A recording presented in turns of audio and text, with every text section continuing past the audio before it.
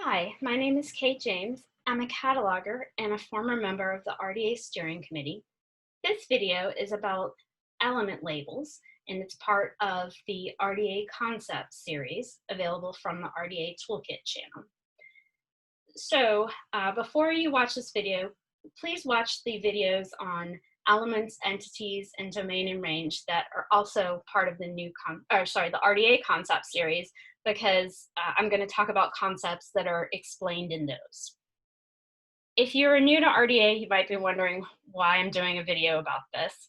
Let me explain this for a minute. And if you were an experienced RDA user and been following the development of the beta toolkit, you know exactly why, because it's been a controversial topic.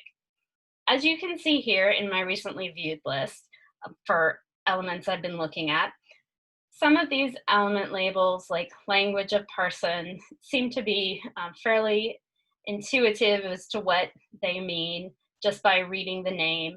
And some of them are long and weird looking, like related corporate body of corporate body and creator agent of work of. In addition to the fact that this is troubling because it ends in a preposition, I probably would not be able to figure out what this means unless I looked at the definition. Good news, there are definitions for all of the element names. That's covered in a different video. But this is why people are so upset. They wonder, like, why are these so weird and awkward looking? So I'm going to explain the reasoning for this, and I'll show you some examples in the toolkit, and I'll show you how you can use alternate labels that are available in the toolkit, and also explain some of the naming patterns that might help you to understand how these elements are intended to be used and how you can find them in the new toolkit. So before we look at those examples, let's take a look at the beta toolkit 3R FAQ. This is the RSC steering committee homepage, and there's a question about element labels because the RSC has been asked this a lot. Why are the element labels so granular and so difficult to understand? These will not make sense to users. Here's the answer. I'm not going to read this whole thing to you. You can go back later and look at it at your leisure, as well as the other answers. Just keep in mind a couple of things that are in this answer. So they're not intended for users of RDA metadata, and by that we mean end users, the people that are going to be looking for things in your OPAC. They have to be unique and well-formed, following patterns if possible. And note this, which is a long-winded way of saying, hey, you can show whatever you want in your OPAC that you think is going to help users. You don't have to use these element labels. The idea is that when you're creating your data with RDA, you use the RDA element names, and then you can map those to something that is more meaningful to your end users. And that might be a little bit surprising to some of you, and you might wonder, well, why? Why do we have to take this extra step of doing that mapping? It would be so much easier if we could just use what was in the toolkit. You're absolutely right. It would be so much easier. The problem is there is no one perfect label for every library user. What a K-12 library needs is probably going to be different than what a medical library needs. And the RSC debated this for a long time. They debated the principles for naming elements. They, debated how many element names were needed. And they also asked, like, can we do the first two things and still make the labels seem aesthetically pleasing? And the answer was no. So that's what was sacrificed, in part because we understood that there was no one-size-fits-all perfect element label. So it was best to just, tell agencies using RDA that, you should map these labels to whatever works for your end users. And if you think about your current work, which I'm assuming most of you are working in Mark 21, does it seem weird to you that when you record an addition statement, you do it with the number 250, because that's the mark tag? It probably doesn't, because you know that when a user looks at the record in your OPAC, they don't see the number 250, which is meaningless to anyone but a cataloger. What they see is a label that is meaningful to them, like addition statement. And that's because that mark tag has been mapped to that user-friendly label, and that's what's generated for display in the OPAC. Same idea can work for RDA element labels.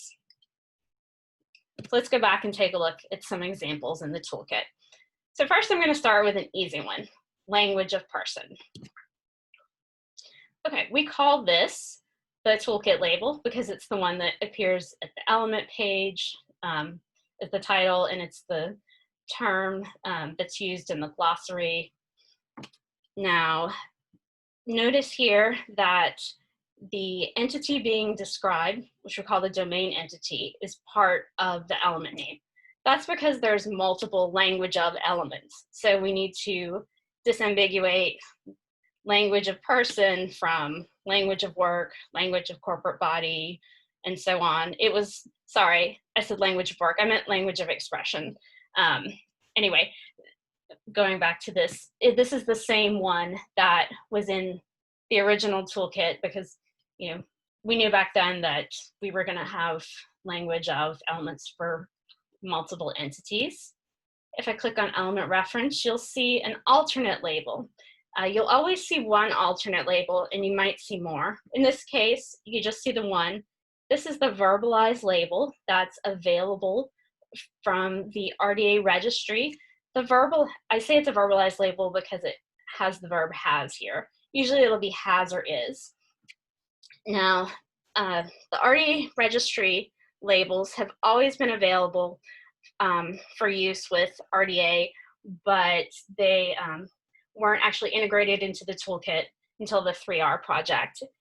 And even if you're not going to use the alternate labels in your inputting system, they can be helpful to you to understand how the element works. So in this case, you could say, Kate James has language of person English, and that helps you understand how that element works in identifying the instance of the person. So let's go back and take a look at another example.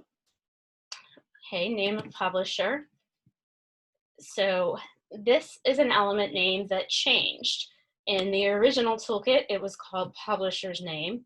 So notice down here that former label is presented as an alternate label, so it's still available for use. So the reason that the RSC decided to change this is because that principle about it being well-formed. Without going into great detail, I can just tell you that this punctuation mark apostrophe causes a lot of problems with different search engines, and depending on how they work, you can end up with no results, or it might be difficult for you to get results. So the RSC decided that whenever possible, we wanted to remove marks of punctuation from the element names. Notice that this element does not have the domain entity or the range entity as part of its label. And that's because there's no other thing like name of publisher for any other entity, since it's really just applicable to manifestation.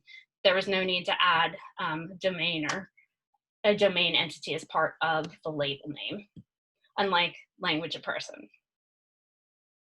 Let's go back to another one.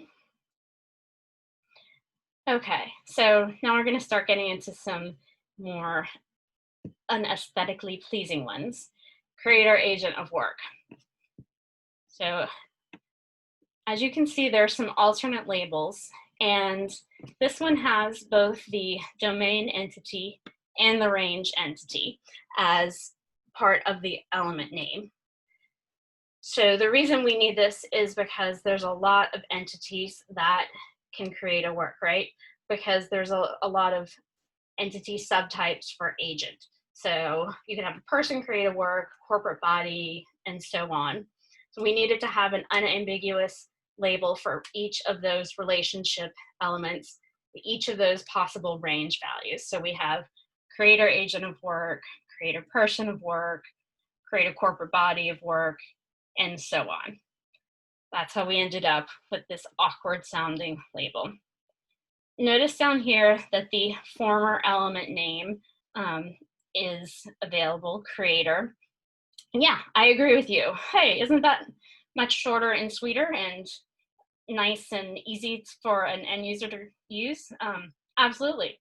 So, you should feel free to display that label in your OPAC. The reason that the RSC decided that we needed to have all of these different element names is because of the breakout of the agent entities, because we decided that we needed to define this relationship for all of the entity subtypes of agents, because it was going to make mapping and implementation of RDA easier in the long run, easier for systems, not necessarily easier for people, but people can sometimes adapt better than systems do. That's another example. One more example I want to show you was that icky one that ended with a preposition, creator agent of work of. So this is the inverse of the element we just looked at, creator agent of work. And it's a common pattern that when you have an inverse element, it'll end in of, and it will also use the verb is instead of has. So notice how the domain and range are flipped of the previous label. And this is an example of where making a sentence with the element label, especially the verbalized element label, will help you to understand how the element works. So as you can see in this example, okay, so if I turn this into, this is the sort of linked data view, into a sentence, I see that, hey, Nepal is creator agent of work of, a bend in the river. It's using structured description or authorized access points, so that's why it looks a little bit different than what I'm reading, but you get the gist of it. You can make a decent English sentence using this element label, and then I feel a little bit better about the fact that it ends with a preposition, because as you can see, it doesn't actually end with the label. It ends with the value recorded as the range entity, which in this case is a work. So that's really all I have to say about element labels. And I realize that it's still going to be difficult for people to understand what they mean. And that's why there's definitions for them. And as you can see, there's even examples sometimes. So thank you for watching this video, and I hope you have a better understanding of the principles involved with element labels. Bye.